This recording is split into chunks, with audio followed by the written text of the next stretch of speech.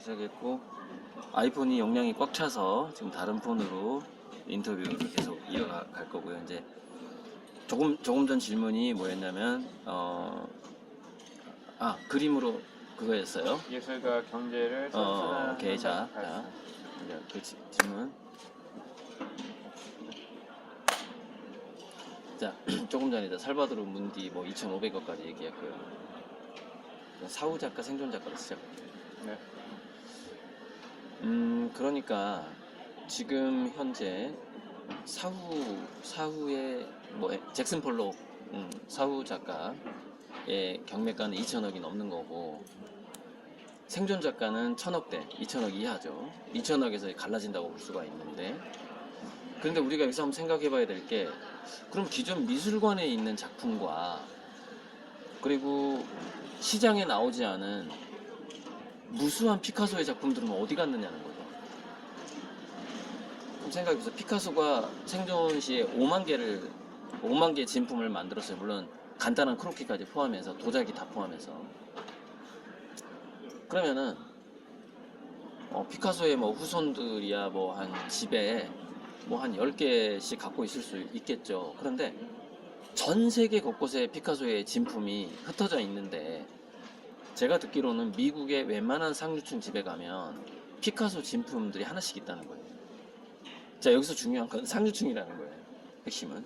그리고 인천 프리포트 지금 세계 최대로 짓는다고 하는데 4만 평대라는 거예요.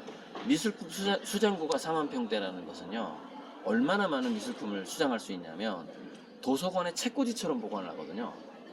그러니까 테넷이라는 영화에 보면은 그 프랑스 공항에 그 수장고가 나와요. 테넷 영화에 나오는데 책꽂이처럼 이렇게 쑥 넣었다가 빼서 옆으로 이렇게 돌려볼 수 있어요. 그러니까 그림이 여기가 있고 본 다음에 다시 돌려서 책꽂이 집어넣는 거예요. 그러니까 이게 몇만 평을 차지한다는 그림의 개수가 어마어마하다는 거거든요. 그런데 문제는 뭐냐면 그게 전부 다 고가품이라는 거예요. 왜냐면은 보관료 자체가 아무리 싼 수장고도 한 달 보관료가 그냥 월세가 나와버려요. 그냥 우리 서민들 사는 아파트 월세가 나와요. 그러면은 예를 들자면은 최소 15억 이상 정도 돼야 그 그림의 가치가 수장고에 넣을 만한 그런 동기부여가 되는 거예요. 1, 2억 대는 수장고에 안 들어가요. 10억, 대부분 100억대 이상이 많겠지만. 그런데 우리나라의 그 인천 프리포트 수장고에 지금 40%에서 60% 사이가 이미 예약이 됐다는 거예요. 그만큼 자기 집에 고가의 미술품을 가지고 있는 걸 두려워하는 사람이 많다는 거예요. 혹시 도난 될까봐. 전 세계 수장고가 얼마나 많겠어요, 공항에? 자, 그래서 지금 저는 이렇게 생각해요. 이미 현재 우리 인류의 문명 전체는 안정적인 자본 축적의 그 어떤 방법이 금에서 그림으로 넘어왔다고 생각해요. 단지 우리가 뭐냐면 그걸 인식하지 못하고 있을 뿐이에요. 왜 인식을 못하냐? 전 세계 상류층 1%만 그렇게 하고 있기 때문에 인식을 못하고 있는 거예요. 자, 그런데 이게 지금 꿈틀거리고 있는 게 뭐냐면, 제가 늘 얘기하는 STO거든요. 근데 STO 개념에서 약간 한 발짝 더 들어가면 RWA 개념이라는 게 있는데, 리얼 월드 에셋이에요. 그러니까 진짜 이 세상에 존재하는 자산이라는 뜻이잖아요. 리얼 월드 에셋. 그러니까 보통 우리가 그림을 본위로 해서 뭔가 토큰화 한다면은 그걸 RWA라고 부르더라고요. 그다음에 근데 STO의 범주에 속해요, 실은. 왜냐면 그림도 증권화가 될 수가 있기 때문에. 근데 이게 증권화가 된다 그러면 STO라고 부르고, 약간 조각투자 개념이다 그러면 RWA라고 부르는 것 같아요, 지금. 하지만 저는 포괄적인 개념이라고 같은 개념이라고 생각해요. 자, 생각해보세요. 전 세계에 피카소 그림 진품만 가지고 있고, 그 다음에 수장고에 10억 이상 100억 이상 그림을 10개 이상 이렇게 맡겨놓은 상류층이 있다고 생각해봐요. 그 사람들의 저변에 욕망이 있다는 거죠. 그 욕망이 뭐냐면 활용하고 싶다. 즉 자기가 가지고 있는 고가의 미술품이 그걸 담보로 대출을 받거나 아니면 뭐 하거나, 수장고가 지금 그런 사업을 이제 슬슬 하고 있는 건데 그거를 또 다른 자본을 창출할 수 있는 방식으로 활용하고자 하는 욕구가 전 지구의 상류층들이 다 가지고 있다고 보시면 돼요. 단 그것이 지금까지 그걸 왜 못했느냐, 블록체인 같은 시스템이 없기 때문에 못한 거예요. 그리고 도난의 위험도, 수장고에서 나오는 순간 도난의 위험이 생기고. 그런데 그 두 가지가 인공지능이라던가 로봇이라든가 뭐 로봇 경비원이든 뭐든 간에 경비를 하는 돈이 좀 싸질 수도 있는 거고, 뭐 예를 들자면은 이런 것들이 점점점 가격이 낮아지고 또 신용이 확보가 되다 보니까, 신용 거래가 확보가 되다 보면 자연스럽게 그들은 기다렸다는 듯이 자기들이 보유하고 있는 모든 그림을 저는 토큰화 시킬 거라고 봅니다. 시간 문제라고 보는 거죠.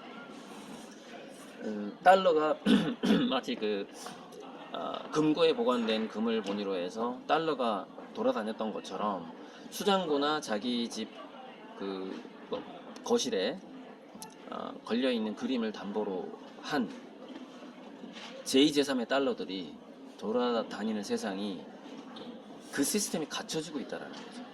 그래서 그 세상이 온다라는 게 보이고, 제가 그래서 그걸 화본기통이라고 부른 거였어요. 그런데 아주 안정적이면서도 잘 보관되어 있으면서도 마치 예전에 금보관소가 운영했던 것들을 지금 프리포트가 하고 있잖아, 이런 생각이 또 들잖아요. 네. 근데 금괴를 쌓아놓은 그 압축 정도로 봤을 때, 자산을 압축시키는 정도가, 예를 들자면은 백호 그림 하나가 1,000억이다. 데이비드 호크니 그림이 실제로 1,000억이니까 백호 그림 하나가 1,000억이다. 그러면 그 백호 그림을 보관하는데 한 평이면 되거든요. 아니, 반평이면 사실 반평이 뭐야, 4분의 1평이면은 그 1,000억을 보관할 수가 있는 거예요, 수장고에서. 근데 누가 그걸 계산을 해봤대요. 1,000억을 금괴로 쌓아놓으면 얼마만큼 많은 공간이 필요하냐면, 우리가 공부한 학교 교실 있죠. 교실만한 공간이 필요해요. 거기다 금괴를 쌓아놔야 되는 거야. 그 정도로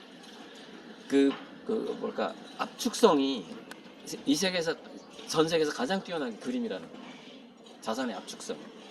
그럼 이제 여기까지만 생각을 해봐도 분명히 저는 화본기통의 세상이 지금 오고 있다고 보는 거예요. 단지 그동안 시스템이 없었기 때문에 안 됐을 뿐인 거죠. 그래서 저는 아미고님들한테 분명히 화본기통의 시대가 오기 때문에 이거를 준비해야 되고, 문제는 뭐냐, 되게 제가 선도적으로 나가야 된다는 거예요. 선도적으로 나가서 그 세상에 오는 게 뻔히 보이는데, 우리 아미고님과 우리가 먼저 화본기통 해버리자는 거예요. 이렇게 시스템을 만들어 버려서 우리가 그 방아쇠 역할을 해버리자는 거죠. 저와 아미고님들이. 아니, 방아쇠 역할을 하긴 좀 그렇더라도 최소한 우리 한국이 화본기통 세상에서 후진국은 되지 말아야 될 거 아닙니까? 누군가는 이걸 시작을 해야 되고. 그래서 지금 이제 올해부터 제가 화본기통 작품 소유권 보증서 그거를 이제 드리고 있는데, 저는 이건 정말 시간 문제라고 생각해요. 제가 대답을 잘했나 모르겠어요. 지금 그 질문에 대답했나 모르겠습니다. 어때요? 일단 뭐 화본기통에서 왜 그 시대로 흘러갈 수밖에 없는가도 이야기를 하셨고, 네네. 네, 그리고 여기서 뭘 제가 예술 대답 못한 게. 선순환. 아, 선순환은 뭐가 있을까요? 선생님 네.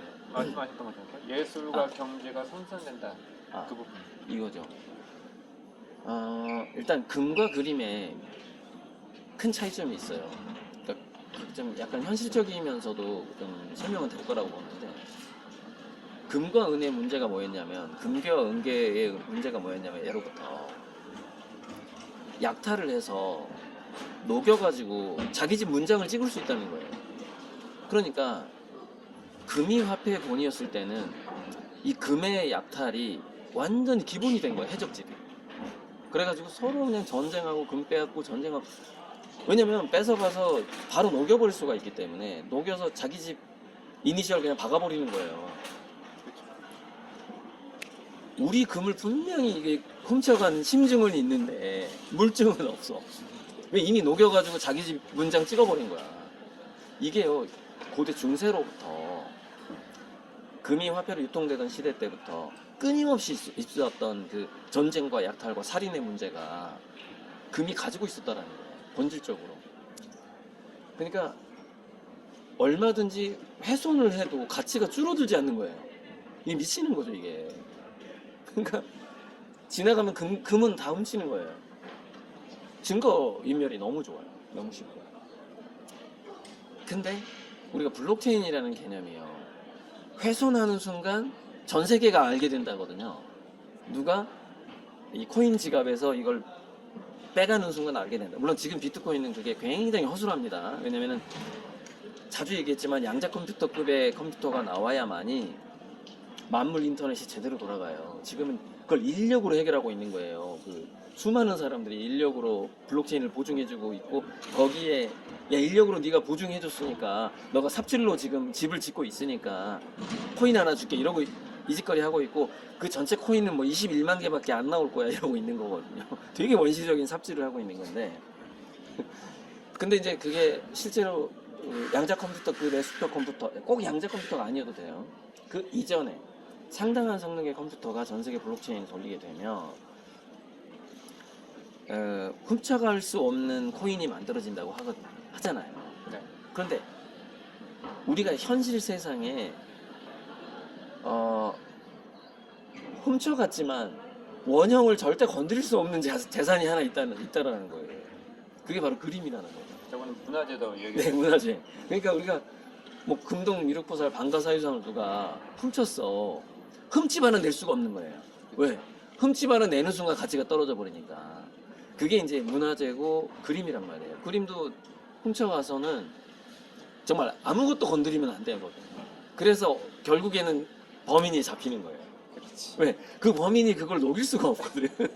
그러니까 똑같은 금인데 방가사유상을 녹이면 가치가 1000분의 1로 뚝 줄어들어 버리는데 10,000분의 1로.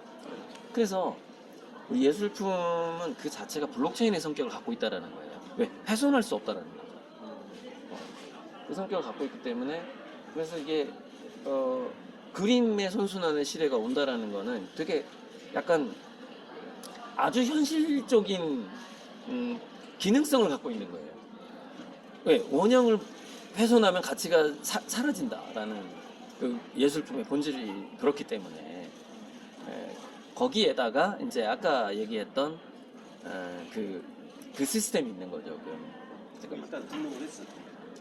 5일치? 뭘 해놨어? 모르겠어요. 아마 될 것 같은데. 나갈 때? 저 인터뷰 좀 하고 있어요. 따고 싶네. 커피 좀 한잔 할래요? 종이컵 좀 작은 거 해가지고 작은아버지 커피 좀 나눠 먹어. 있어. 아니야, 이거 테라로사야. 있어. 테라로사. 굉장히 좋은 것 같아요. 초신성. 이게 지금 페인팅이잖아. 그게 프린트에 가필했어요. 근데 그렇게 그릴 수도 있어요. 이게 깊이가. 근데 원래 그거는 50호 정도 돼야지 저렇게 그리는 거지. 저 15호에다 저렇게 그릴 수는 없어요. 그렇지. 네, 50호에다 그려서 사진 찍어서 압축한 거지. 네. 나는 됐어요. 저기 있어. 아, 있어? 야, 찬물 좀 타야 돼. 너무 뜨거워가지고. 저기 찬물 좀 줘. 아니, 여기 큰 병.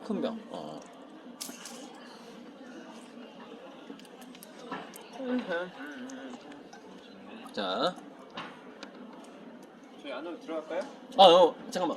그래, 안에 들어가서 이어서 하죠, 뭐. 아니면 갑자기 장면이 바뀌어도 괜찮고.